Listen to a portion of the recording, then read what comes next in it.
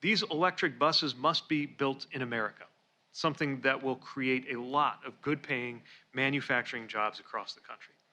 Clean transportation can bring significant cost savings for the American people as well.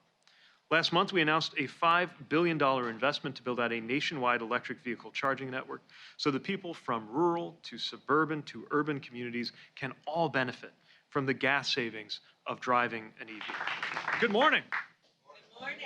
Thank you all for joining, to leaders from Congress, from labor, from the environmental movement, all of those who are gathered here. Thank you for what you did to make this day possible.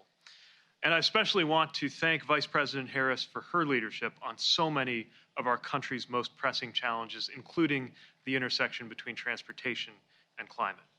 I'm delighted by the announcement that she will be making today to bring public transit into the future so that people breathe cleaner air and our communities are protected against the climate crisis.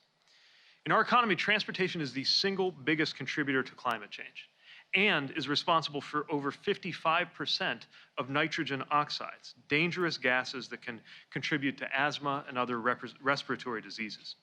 So that also means transportation has to be a big part of the solution to the climate crisis and to air pollution. One of our best tools for doing that is public transit. Transit gets riders where they need to be, efficiently and affordably, with far less pollution than driving. And it's even good for drivers of cars, because it means less congestion and traffic on our roads.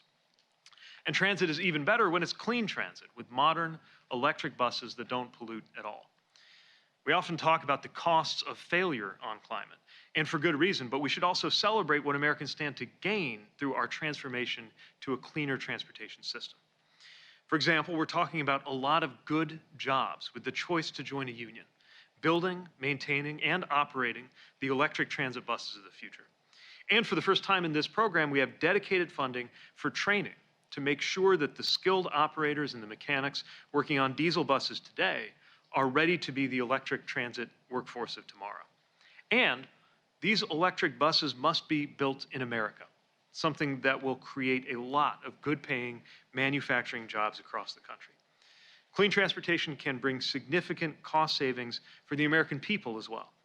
Last month, we announced a $5 billion investment to build out a nationwide electric vehicle charging network so that people from rural to suburban to urban communities can all benefit from the gas savings of driving an EV. So today is about how we can deliver cleaner air, a better climate, affordable transportation, and good jobs all at once. And now it's my great pleasure to introduce an extraordinary leader helping to deliver on our clean transit goals, my colleague, Federal Transit Administrator Nuria Fernandez.